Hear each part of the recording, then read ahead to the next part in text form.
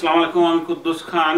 আমরা Bangla news TV থেকে বলছি। আমাদের সাথে আছে আমাদের বন্ধু প্রতিম বলে কথিত ভারতীয় সাংবাদিক বিপ্লব পাল। উনি বিএনএন বাংলা এবং পলিটিক্যাল ইন্ডিয়া নামক দুটি পত্রিকা সম্পাদনা করেন।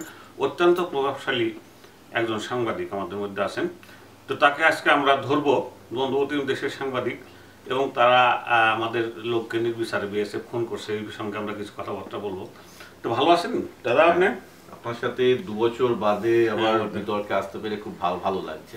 তবে বিতর্কের বিষয়টা একটু আনপ্লেজেন্ট দুজনের জন্য। তবে আমার ধারণা যে যেটা বাস্তবতা সেটাকে অস্বীকার করে লাভ নেই। সেটাকে বাস্তবতা হচ্ছে ভারত দাদাগিরি করছে। বড় দেশ, আমাদের ভাতৃপ্রতিম দেশ বলে তারা নিজেদের প্রচার করে এবং আমাদের নিরীহ একটা বালিকা 14-15 বছরের বালিকাকে খুন করে ঝুলিয়ে রেখেছে। এটা কোন দেশি ভদ্রতা, কোন দেশি নম্রতা, কোন দেশি ভাতৃপ্রতিম দেশ হলো? এটা বলেন দেখি আপনি। কি বিএসএফ কাণ্ডটা কেন করেছে বর্ডারে? আচ্ছা দেখুন, আমি প্রথমে বলি যে মানবিকতা এবং অমানবিকতার কোনো দেশ জাতি ধর্ম বা বর্ণ হয় না। তো যে ঘটনাটা ঘটিয়েছে বিএসএফ, যে একটা মেয়েকে ওইভাবে বালিকাকে খুন করে ঝুলিয়ে রেখেছে, প্রথমে আমি তার তীব্র নিন্দা জানাই। আমার ধারণা যে একজন মানুষ হিসাবে সেটাকে প্রথম নিন্দা করা উচিত দেশের উপরে। কিন্তু তার সাথে সাথে যেটা আমার মনে হয় আপনার দর্শকদের আমার জানানো দরকার, যে আমাদের ভারতের হিউম্যান রাইট কমিশন যে রিপোর্ট বিএসএফ এর উপর দিয়েছে, সেই রিপোর্ট নেটে অ্যাভেলেবল, আপনি পড়ুন। এবং তাতে বিএসএফ যতগুলি মানবাধিকার লঙ্ঘন করেছে, কাশ্মীরে বলুন বা বাংলাদেশ বর্ডারে বলুন বা নেপাল বর্ডারে বলুন, তার রিপোর্ট থেকে আপনি দেখতে পাবেন যে বিএসএফ এর মানবাধিকার লঙ্ঘনের ঘটনার প্রতি 10টার মধ্যে 9 জনই শিকার হয়েছে ভারতীয় এবং একজন। আমার কি ভারতীয় নাগরিক মরেছে, আপনি একটু ভীতি ইন্টারনেট। আমি তো আপনার ভাতৃপ্রতিম দেশ, আমি প্রতিবেশী ছোট রাষ্ট্র, আমাকে শ্বাসরুদ্ধ করে মারছেন এমনি কাটাতার বেড়া দিচ্ছেন, যেটা আমরা অপছন্দ করি। তারপর আমাদের নাগরিককে হত্যা করার তো কোনো আপনার বিএসএফ এর রাইট নেই। তাদের নাগরিক না, কিন্তু আপনাদের নাগরিক তো ভারতে এসেছিল। মেয়েটি দিল্লিতে ইটভাটায় কাজ করতো। সে যখন মোটামুটি ভাবে সে যখন ভারত থেকে বাংলাদেশ বর্ডারে যাচ্ছিল, সেই সময় বিএসএফ গুলি চালায় এবং বিএসএফ এর বক্তব্য হচ্ছে যে তারা বুঝতে পারেনি, তারা স্মাগলার ভেবে গুলি চালিয়ে, যেটা বিএসএফ এর অফিসিয়াল প্রেস স্টেটমেন্ট। এখন ব্যাপারটা যেটা আপনাকে বুঝতে হবে সেটা হলো এই যে কোনো আন্তর্জাতিক বর্ডার যখন কেউ লঙ্ঘন করে, নিয়ম হচ্ছে তাকে গুলি চালিয়ে না করে তার গ্রেপ্তার করা। গ্রেপ্তার করাটা ছিল আসল কাজ, কিন্তু গ্রেপ্তার না করে এভাবে গুলি চালানো নিঃসন্দেহে খুব অমানবিক কাজ হচ্ছে। সেটা ভুল পেয়েছে, ঝুলিয়ে রেখেছে করে, সেটা আরো নৃশংসতার পরিচয়, সেটা আরো বিকৃত মানসিকতার পরিচয়। কিন্তু এখানে যেটা দেখা গেছে যে যারা এই ব্যাটালিয়ান এই কাজ করেছিল তারা কিছুদিন আগে কাশ্মীরে পোস্টেড ছিল, এবং কাশ্মীরে যারা পোস্টেড থাকে তাদের অনেকেরই একটা মানসিক সমস্যা নিয়ে তারা ফেরে এখানে, কারণ তাদের অনেকে কলিগ মারা যায় বা এই হয়ে। তো এটা একটা প্রমাণিত ঘটনা, যেটা আমি দেখেছি যে হিউম্যান রাইট কমিশন রিপোর্ট দিয়েছে বিএসএফ এর উপরে, যে বিএসএফ এর অনেকেই বিভিন্ন ঘটনার কারণে যখন তারা পোস্টেড হয় তাদের একটা মানসিক বিকৃতির লক্ষণ দেখা যায়। আর আমার অন্য একটা বক্তব্য আছে, আমি নিজে বর্ডার এরিয়াতে বহুদিন বড় হয়েছি, তো এই ধরনের গুলির ঘটনা আমি দেখেছি অধিকাংশ ক্ষেত্রে ঘটে হচ্ছে একটা স্মাগলারদের সাথে হিস্যার ব্যাপারে। মানে ধরুন কোন সময় ভারত বর্ডার থেকে বাংলাদেশ বর্ডারে মাল যাবে সেগুলো বিএসএফ জানে, বিশেষ করে দেশের মধ্যে যাদের যোগাযোগ আছে। এখন ওই সময়ের মধ্যে না গেলে তারা গুলি চালায়, যাতে লোকে বর্ডার পারাপার বা এসবের জন্য তাদের একটা হিস্সা দেয়। এর মধ্যে একটা অর্থনৈতিক আপনি ভারতীয় সরকারের কোনো দায়িত্ব নাই বলতেছেন? বিএসএফ এর উপরে দায়িত্ব দিয়ে আপনি সেরে যেতে যাচ্ছেন? না, ভারতীয় সরকারের কি দায়িত্ব আছে আপনি সেটা বলছেন? দায়িত্ব হচ্ছে যে ভারতীয় সরকার এই বাহিনী বিএসএফ আমাদের ভাতৃপ্রতিম দেশের বাংলাদেশের একজন নাগরিক হত্যা করেছে, এর জন্য কোনো বিচার হবে না? আপনি মেরে পার পেয়ে যাবেন? আচ্ছা শুনুন, এবার আমি আপনাকে বলি, এর আগে যে কটা ঘটনা ঘটেছে, মানে যে কটা ঘটনায় বিএসএফ গুলি চালিয়েছে বর্ডারে, সেই কটি ঘটনা নিয়ে বিএসএফ এবং বিডিআর এর মধ্যে যে কটি ওদের যে ফ্ল্যাগ বৈঠক হয় আপনি জানেন, সেই কটি ফ্ল্যাগ বৈঠকে দেখা গেছে কোনো ক্ষেত্রেই বিডিআর আপনাদের দেশে যে সংস্থাটি বিএসএফ কে অ্যাকচুয়ালি এই ধরনের রিপ্রিম্যান্ড দেওয়ার কথা, একটা তো প্রোটোকল ফলো করতে হয়। আগে প্রথমে তাতে একটা বিএসএফ একটা ফ্ল্যাগ মিটিং হয়, সেই ফ্ল্যাগ মিটিংয়ে যদি দেখা যায় যে বিএসএফ এর কেউ দোষী হয়েছে তবেই সেটা কোর্ট মার্শালের জন্য যায়। এখনো পর্যন্ত কোনো ফ্ল্যাগ মিটিংয়ে আপনাদের বিডিআর কোনো সেরকম রিপোর্ট দেয়নি। প্রতিটা ক্ষেত্রে বিএসএফ দেখিয়েছে যে লোকটা বেসিক্যালি ভারত বর্ডার থেকে। ভালো পয়েন্ট তুলেছেন। হাসিনা সরকার হচ্ছে ভারতীয় দালাল। How is that? ভারতীয় দালাল যদি হাসিনা না হবে, তাহলে এত বড় ঘটনা ঘটল, একজন বাংলাদেশি নাগরিক নৃশংসভাবে হত্যা করে রাগাটা বেড়াতে ঝুলিয়ে রেখেছে, আর তার জন্য সে এখন পর্যন্ত কোনো স্টেটমেন্ট দেয়নি, এখন পর্যন্ত ভারতীয় সরকারকে দাবি করে নাই।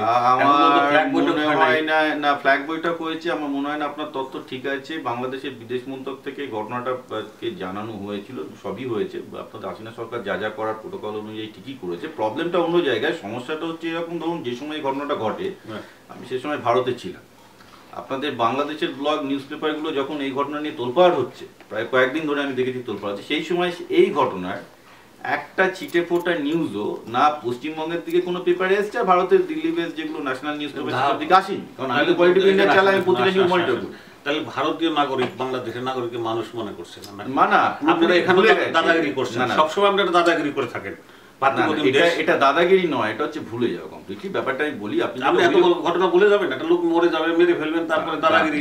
না, এখন এই যে আপনি বলছেন যে জানানোর ব্যাপারটাও তো মিডিয়ার দায়িত্ব। এখন মিডিয়া সেই খবরগুলো বেচে, সেই খবরগুলো বাজারে বিক্রি হয়, মিডিয়া তো একটা বাজারই। এখন বাংলাদেশের একজন নাগরিক বিএসএফ গুলিতে মারা গেছে, এটা বাংলাদেশের দিকে এই জিনিসটার বাজার যদি 100 গুণ থাকে, আমাদের দিকে বাজার হয়তো -10 গুণ আছে। এখন বাজার পত্রিকা সেই বাংলাদেশের একজন নাগরিক মরলে টরলে ভারতের সাংবাদিকরা বাংলাদেশের দিকে জলের সমস্যা বা বাংলাদেশের দিকে যেসব সমস্যা তারা ভারতীয়দের জন্য ফেস করছে, সেই সব ব্যাপারে ভারতীয় নাগরিকদের সচেতনতা একদম নেই। এটা আমি ভারত হিসেবে বলবো, সে দোষ আমি স্বীকার করছি। এবং তার একটা বড় কারণ কিন্তু বাংলাদেশের জন্মের মধ্যেই নিহিত আছে। কারণ বাংলাদেশ দেশটা পুরোপুরি ভারতের মধ্যে ল্যান্ডলকড অবস্থায় জন্ম হয়েছে, অনেক কিছুর জন্য ভারতের উপর নির্ভর করতেই হয়, জলের জন্য বলুন বা বর্ডারের জন্য। তার জন্য আপনি দাদাগিরি করবেন না, এটা আপনার কাছে জলের জন্য নির্ভর করতে হয় আপনার কাছে। আমি আপনাকে আরেকটা উদাহরণ দিচ্ছি। এই জাস্ট 1.5 বছর আগে একটা ঘটনা ঘটেছিল, আপনি হয়তো জানেন না, যে এই যে বার্জারগুলো বাংলাদেশ থেকে কলকাতায় আসে, তারা আপনার যত বাংলাদেশের সিমেন্ট কিন্তু পুরো একদম ডায়মন্ড হারবারের বাজারগুলো থেকে পুরোপুরি আপনাদের চট্টগ্রাম বন্দরে যায়। 1.5 বছর আগে হঠাৎ করে পোর্ট ট্রাস্ট অফ ইন্ডিয়া একটা হুলিয়া জারি করে যে বাংলাদেশ থেকে কোনো বাজারকে তারা কলকাতা বন্দরে ঢুকতে দেবে না, কারণ তাদের বাজারগুলো অত্যন্ত পুরনো এবং সেই বাজারগুলো ডুবে যাচ্ছে বলে তারা নদীকে বসিয়ে দিচ্ছিল এবং তাতে জাহাজ চলাচলের নদীকে বসিয়ে দেয়। বাজারগুলোর মাঝে মাঝেই প্রায় দেখা যাচ্ছে যে গঙ্গায় অ্যাকচুয়ালি পলি আছে, তো গিয়ে আটকে যেত, গিয়ে পুরো জাহাজ চলাচলে বিঘ্ন ঘোষণা করতো। আচ্ছা, এখন এই যে একটা ঘটনা হলো, সেই ঘটনার জন্য এই ঘটনাটাকে প্রথমে বাংলাদেশের বিদেশ মন্ত্রককে জানিয়ে যেভাবে ভারতীয় সরকারের স্টেপ নেওয়া উচিত ছিল সেভাবে নেয়নি। হঠাৎ করে পোর্ট ট্রাস্ট অফ ইন্ডিয়ার একজন সরকার কেন বলেন দাদাগিরি করছেন আপনি? না, এটা ব্যাপারটা হচ্ছে তারা পুরো ব্যাপারটা ভুলেই গেছে। শক্তি আছে, আপনারা বড় রাষ্ট্র, আপনারা বাংলাদেশকে ভুলেই যাচ্ছেন। না, ভুলে যাওয়া দাদাগিরির মধ্যে দুটোর মধ্যে পার্থক্য আছে। কিন্তু দাদাগিরি তো হলো, আপনি প্রোটোকল না বলে নোটিশ না দিয়ে আটকে দিবেন। না, ওটাই তো হচ্ছে সম্ভব, যে অফিসার সংশ্লিষ্ট অফিসারটি করেছে তারও ধারণা নেই যে এই প্রোটোকলগুলো মানা উচিত। পরে সেই স্বীকার করেছে যে আমি জানতামই না এসব প্রোটোকল করতে হয়। সে ভেবেছে ঠিক আছে, এখানে বাংলাদেশ থেকে আসা বার্জারগুলো এইরকম খুব লো কোয়ালিটির বার্জার, তারা কোয়ালিটি মানছে না, তাই জন্য সে একটা ইয়ে করে, এবং সেটা একটা আপনি জানেন যে ভারত বাংলাদেশের মধ্যে পরে আবার পুরো ব্যাপারটা ঠিক হয়ে যায়। কিন্তু ব্যাপার প্রতিটা ক্ষেত্রে আপনি যেটা দেখবেন, সেটা আমি যেটা লক্ষ্য করেছি ব্যাপারটা নিয়ে চর্চা করে, সেটা হচ্ছে এই যে যেহেতু কোনো বাংলাদেশি ভারতীয় গণতন্ত্রে ভোট নেই, সেহেতু কারো কোনো মাথা ব্যথা নেই, না রাজনীতিবিদদের মাথা ব্যথা। এখন এটা হয়ে গেছে এটা বাংলাদেশের একটা এই জিওপলিটিক্যাল সিচুয়েশনের জন্য, যে এমনভাবে একটা হয়ে গেছে তাদের ভারতের উপর ডিপেন্ড করতে হয়, অথচ ভারতীয় গণতন্ত্রে তাদের কোনো ভোট নেই। আর আপনি বুঝতেই পারছেন ভারতের রাজনীতি বা পলিটিশিয়ান যারা এই কাজটা করবে, তাদের তো ভোটটা দরকার, তাদের নিজেদের ভোটটা, তারাই বা উল্টো দিকে যাবে কি করে? তো একটা তার মানে আপনি বলতে যাচ্ছেন যে ওই পশ্চিমবাংলা বা বাংলাদেশের আশেপাশের ভারতীয় অংশ সাংঘাতিকভাবে বাংলাদেশ বিরোধী, অথবা বাংলাদেশ আছে যে তারা মনেই করেন। দ্বিতীয়টা ঠিক কথা বলেছেন আপনি। ওখানকার মিডিয়ায় এই ঘটনাটা যেভাবে যে একটা জঘন্য একটা কাজ বিএসএফ করেছে, সেই ঘটনাটা ফলো করলেই বুঝতে পারতেন, তাতে মিডিয়াতে কোনো ট্যাগ নেই, কেউ জানে না যে এই ঘটনাটা যে একটা ঘটেছে সেটাই তারা জানে। আচ্ছা, বাংলাদেশ একটা দেশ, এটা জানেন আপনি নাকি? না, আমি তো আপনাদের সাথে তো তাহলে আপনার যে ভারতীয় নাগরিকরা বাংলাদেশ একটা দেশই জানেন, ওটা তাদের মাতৃভূমি। না, তারা দেশ জানবে না কেন? ঘটনাটা হচ্ছে তাদের ভারতের অ্যাকশন গুলো, ভারতের ঘটনাগুলো, ভারতের রাজনীতি, ভারতের বিভিন্ন রকম ঘটনা কিভাবে বাংলাদেশকে প্রভাবিত করছে, কিভাবে বাংলাদেশের লোক বিভিন্ন কারণে ক্ষতিগ্রস্ত হচ্ছে, সেই ব্যাপারটা নিয়ে তাদের ধারণা। এটা হয়ে গেছে সমস্যা। এখন ধারণা থেকে আপনার কি ধারণা ব্যক্তিগতভাবে বলুন?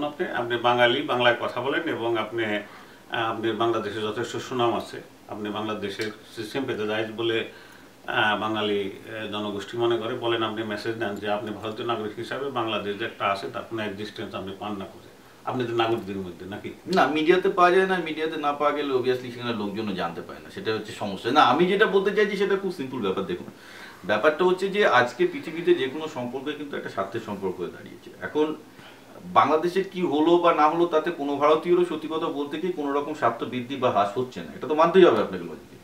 আমি বরাবর বলে আসছি যে ভারত বাংলাদেশের সমস্যার সব সমাধানের একটাই উপায়, সেটা হচ্ছে ভারত বাংলাদেশকে একটা ইউরোপিয়ান ইউনিয়নের মতো স্ট্রাকচারে যেতে হবে, যেখানে বাণিজ্যিকভাবে ভারত বাংলাদেশের মধ্যে কোনো ব্যবধান থাকবে না, বাংলাদেশের লোকেরা ভারতে ফ্রিলি এসে কাজ করতে পারবে। আজকে এই যে বর্ডারের ঘটনা হলো কি, আপনি যাচ্ছেন ইউরোপের মতো আমাদের কোনো বর্ডার থাকবে না ভারত বাংলাদেশে, বাস্তবতা কোনো বর্ডার নেই।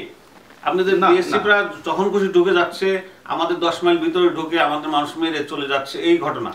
এখন যদি টোটাল বর্ডারটা তুলে দেন তাইলে আর বাংলাদেশ বলতে কিছু থাকবে না, ওটা ভারতের অংশ হয়ে যাবে। না, এটা আপনি দুটো ভুল করছেন। একটা প্রথম ব্যাপার হচ্ছে যে ভারত বাংলাদেশ বর্ডারে নেই তা না, ভালো রকমই কাঁটাতারে বর্ডার আছে, ওই জায়গায় হয়তো আপনি জাননি, আমি 3-4 বার গেছি লাইফে, আমি অন্তত ভারত বাংলাদেশ বর্ডারে মতো ইউজ করছেন, ভারত সুবিধা মতো। না, ভারতই কাঁটাতারে বেড়াটা দিয়েছে, কিন্তু দ্বিতীয় প্রবলেমটা আপনি ভুলে যাচ্ছেন, সেটা হচ্ছে আজকের ওই মেয়েটার কাঁটাতারে বেড়াটাকে ক্রস করতে হতো না যদি ভারত বাংলাদেশ একটা ইউরোপিয়ান ইউনিয়নের মতো স্ট্রাকচার হতো। সে বাংলাদেশে, তাহলে আপনি কোনো বর্ডার ফোর্স থাকার দরকার মনে করছেন না? না, আপনার স্পেন ফ্রান্স বর্ডারে কি বর্ডার ফোর্স আছে, বা আপনার জার্মানি বর্ডারে আসুন, স্পেন ফ্রান্স তারা ইকুয়াল একটা রাষ্ট্র। আমরা ভারতের কাছে এত সুট আমরা গিলে খেয়ে ফেলবেন, আমাদের বাহিনী আপনি যদি ব্যবসার যেটা দেখেন আজকে, যদি আপনি আমেরিকার সাথে ভারতের বাণিজ্য, আমেরিকার সাথে চীনের বাণিজ্য দেখেন, তাহলে দেখতে পাবেন যে ভারত আমেরিকার 2.5 গুণ রপ্তানি করছে, চীন আমেরিকার 10 গুণ রপ্তানি করছে। সুতরাং কিন্তু আমেরিকা তো আপনি উন্নত দেশ বলে মানেন, তো তাহলে কেন হচ্ছে? বেসিক্যালি যে কোনো জায়গার লেবার যেখানে লো কস্ট সেখানে বিজনেস যাচ্ছে। তা আজকে গ্লোবালাইজেশনের জন্য আমরা দেখতে পাচ্ছি যে পৃথিবীর যে জায়গাগুলো লো কস্ট লেবার, সেই জায়গাগুলোতে কিন্তু একটা গ্লোবালাইজেশন, সেদিনটা আপনি মনে করছেন বাংলাদেশ উপকৃত হবে 110% বাংলাদেশ উপকৃত হবে। বলুন আপনি আমাদের দর্শক। কারণ বাংলাদেশের লেবার কস্ট ভারতের থেকে এখনো অনেক বেশি। কত কম? প্রায় 60% লেভেল। আজকে গার্মেন্ট ফ্যাক্টরিতে একটা বাংলাদেশের যে বেতন, ভারতের গার্মেন্ট ফ্যাক্টরিতে তার বেতন অন্তত 2.5 গুণ। আচ্ছা, তাহলে আপনি মনে করছেন যে, আমি মনে করি যে বেসিক্যালি আজকে যদি খুলে দেওয়া হয়, বাংলাদেশের গার্মেন্ট পুরো ভারতের গার্মেন্টের বাজারকে নিয়ে নেবে, কারণ তাদের লো কস্ট লেবার আছে। আর সবচেয়ে বড় কথা, ভারতও সেক্ষেত্রে যেহেতু বাংলাদেশ লো কস্ট এখনো জোন আছে অনেকগুলো, তারা সেখানে গিয়ে একটা ম্যানুফ্যাকচারিং ইউনিট তৈরি করবে। আপনি দেখুন না গ্লোবালি বিজনেস কি করে হয়। আজকে যদি একটা যে কোনো ইন্ডিয়ার মাল্টিন্যাশনাল কোম্পানি সাধারণত 5-6টা বিভিন্ন জোনে অ্যাকচুয়ালি ম্যানুফ্যাকচারিং সেন্টার থাকে, কারণ তা নাহলে তার ট্রান্সপোর্ট কষ্ট বেশি যায়। তো তাকে যদি বাংলাদেশের জিনিস বেচতে হয়, তাকে বাংলাদেশের জিনিস তৈরিও করতে হবে, হয়তো টেকনোলজিটা ভারতের থাকবে। আর শুধু তাই নয়, আজকে ভারতে যেখানে প্রায় 20 লক্ষ ইঞ্জিনিয়ার তৈরি হচ্ছে বছরে, তা তো ইঞ্জিনিয়ারিং শর্টেজ দিয়ে দেওয়া হচ্ছে না, সেখানে আপনাদের বাংলাদেশের ইঞ্জিনিয়াররা চাকরি না পেয়ে দেশ ছেড়ে অন্য জায়গায় চলে যাচ্ছে। অথচ তাদের একটা বিরাট কর্মসংস্থান ভারতেই হতে পারতো, বাংলাদেশি যুবক, তারা প্রচুর ইনকাম করতে পারতো। তারা খুব পজিটিভ দিক বলেন আমাদের দর্শক সম্বন্ধে, দর্শকদের বলেন যে দেখুন, আজকে একটা ভারতের সফটওয়্যার ইঞ্জিনিয়ার যে বেতন পায়, বাংলাদেশের সফটওয়্যার ইঞ্জিনিয়ারদের বেতন তার থেকে অনেক কম, কারণ বাংলাদেশের সফটওয়্যার ইন্ডাস্ট্রি ঢাকাতে যেটুকু আছে এখনো কিছুই না। আজকে যদি এটা খুলে দেওয়া হতো, আজকে ইনফোসিস ভারতের 19টা শহরে তাদের সেন্টার আছে, টিসিএস এর 30টা শহরে সেন্টার আছে, তারা তো ঢাকা কেন বাংলাদেশেও 2-3টে সেন্টার করতো, কারণ সেটা তারা লো কস্ট। আমার যে কোনো ব্যবসা করেন, আপনিও করেন, আমিও ব্যবসা করি, একটা তো ব্যাপার আমরা জানি যে বেসিক্যালি যেখানে লো কস্ট লেবার আছে সেখান থেকে আমাকে নিয়ে আসতে হবে দেওয়াতে। সুতরাং আজকে যে ব্যাপারটা বাংলাদেশের নেতারা বলছে যে ভারত বাংলাদেশ মিললে বাংলাদেশের ক্ষতি হবে, সেটা সম্পূর্ণ ভুল ধারণা। আমরা যদি লাস্ট 20 বছরের গ্লোবালাইজেশন স্টাডি করি, তাহলে দেখা যায় এটা ভুল ধারণা। বিপ্লব আপনার সাথে দ্বিমত করছি, সেটা হলো কি, বাংলাদেশে কিছু ইমোশনাল পয়েন্ট আছে। ডেফিনেটলি আমিও মনে করি যে ব্যবসা ভারতের সাথে করতে পারলে আমাদের ভালো হয়, মার্কেটটা বড়। কিন্তু ভারত সবসময় দাদাগিরি করে, আমাদের মানুষ মেরে যদি ঝুলে রাখে, তাহলে তো ভয় আমরা যাবো না ভারতের কাছে। মানুষ বুঝছেন না কেন? তো মানুষ মারাটা তো এলো যে বর্ডারটা আছে বলে, তো বর্ডারটা তুলে দিলে তো ইউরোপিয়ান ইউনিয়ন তো হলো, তো বর্ডারটা উঠে গেলে তো সব ঝামেলা মিটে যেত। তাহলে ভারত আমাদের দাদাগিরি করবে না, এই গ্যারান্টি আপনি দিতে পারবেন? না, আপনি 5টা বন্ধ করে দিবেন নোটিশ না দিয়ে, আপনি কিন্তু দুটো জিনিস আছে। একটা হচ্ছে যে যখন দুটো দেশের মধ্যে বিজনেস হয়, তখন দুটো দেশের সম্পর্ক পুরো ব্যবসায়ীদের দ্বারাই নিয়ন্ত্রিত হয়, সেক্ষেত্রে কোনো রাজনীতিবিদদের ভূমিকা থাকে না। কারণ আজকে যদি বাংলাদেশে ভারতে $100 বিলিয়ন ইনভেস্টমেন্ট থাকতো, তাহলে কিন্তু ভারতের রাজনীতিবিদরা আরো সচেতন ভাবে ফেলতো, মানে পাটা ফেলতো। কারণ সেক্ষেত্রে বাংলাদেশের শেষ কথা বলুন, আমাদের সময় কম। শেষ কথা, খুব স্বাভাবিক ব্যাপার। আমি মনে করি, আমি যেটা বলছি আমি নতুন কিছু বলছি না, এই একই পয়েন্টগুলো মোহাম্মদ ইউনূস অনেকদিন আগে থেকে বলে গেছে। আমি যে পয়েন্টগুলো বলছি উনি পাই আমি দেখি 10 বছর ধরে বলে যাওয়ার চেষ্টা করছেন, কিন্তু খুব দুর্ভাগ্যজনকভাবে বলতে হচ্ছে যে এই যুগের শ্রেষ্ঠ বাঙালি মোহাম্মদ ইউনূসকে বোঝার মতো একজন বাংলাদেশিও বাংলাদেশের নেই। এটা সবচেয়ে দুর্ভাগ্যজনক। উনি যেভাবে বাংলাদেশকে নিয়ে যেতে চেয়েছিলেন, যদি উনাকে দেশের প্রধানমন্ত্রী করা হতো বা দেশের একটা লিডারশিপ পজিশনে থাকতো, আমি মনে করতাম যে বাংলাদেশ এখানে আমার কিছু প্রিয় দর্শক, ডক্টর ইউনূস প্রধানমন্ত্রী হতে চাননি, উনি রাজনীতিতে যেতে চাননি, রাজনীতি থেকে সরে এসেছেন। দ্বিতীয় কথা হলো যে ভারতের সঙ্গে আমাদের ব্যবসা করতে রাজি, ইকুয়াল টার্ম। এই দাদা যে সমস্ত সুন্দর কথা বলছেন, এই কথা আমরা ভারতের প্রধানমন্ত্রীর থেকে অনেকবার শুনেছি। না না না, ব্যবসার মধ্যে রাজনীতি কোথায় থেকে আসছে? দাদাগিরি করবেন? না না, ব্যবসা মানে দাদাগিরি করবেন আপনারা? আচ্ছা আপনি বলুন, ভারত আমেরিকা বা ভারত বা আমেরিকা চায়নার ব্যবসায়ী কি আমেরিকার দাদাগিরি খাটছে? না, চায়নার সাথে পারবেন না তো, কিন্তু বাংলাদেশের সাথে পারবেন। তাহলে ভারত আমেরিকার ব্যবসাতে ভারত কি করে? শেষ কথা বলেন প্রিয় দর্শক, আমরা শেষ করছি। বিপ্লব বাবুর সাথে একমত হওয়া গেল না, উনি বর্ডার তুলে দিতে যাচ্ছেন। বর্ডার থাকা সত্ত্বেও ভারতের সাথে আমরা পারছি না, তারা দাদাগিরি করছেন, আমাদের ব্যবসা বাণিজ্য সবকিছু নিয়ন্ত্রণ করতে যাচ্ছেন। আমি জানি না বিপ্লববাবু প্রাইম মিনিস্টার হলে কি হবেন, উনি রাজনীতি করেন, প্রাইম মিনিস্টার হলে তখন হয়তো দেখা যাবে যে আমাদের বর্ডার আর নাই। না দেখুন, আপনাকে ভবিষ্যতের দিকে তাকাতে হবে। ভবিষ্যতের দিকে স্থানীয় রাজনীতি বলে কিছু থাকবে না। আজকে আমেরিকার রাজনীতি, চীনের রাজনীতি, ভারতের রাজনীতি সব আস্তে আস্তে গ্লোবালাইজড হয়ে যাচ্ছে। আমি মনে করি না পৃথকভাবে কোনো দেশের রাজনীতি আলাদাভাবে সেই সার্বভৌমত্ব থাকবে। আপনাকে thank you very much. Bangla news TV Los Angeles যেটা রফিক ভাই এবং কুদ্দুস ভাই চালু করেছেন, এটা প্রবাসী বাঙালিদের মধ্যে অনেক দিন থেকে আগেই চালু হওয়া উচিত ছিল, কিন্তু আমি নিজেও কমিউনিটি টিভি ভারতীয়দের মধ্যে চালাতে গিয়ে দেখেছি এই ধরনের টিভি চালানো কিন্তু খুবই পরিশ্রম সাধ্য এবং ব্যাপার, এবং আমাকে ওনাদের দুজনকে ধন্যবাদ জানাতেই হয় যে উনি এখানকার বাঙালি কমিউনিটিদের খবর চালানোর জন্য এরকম একটা উদ্যোগ নিয়েছেন।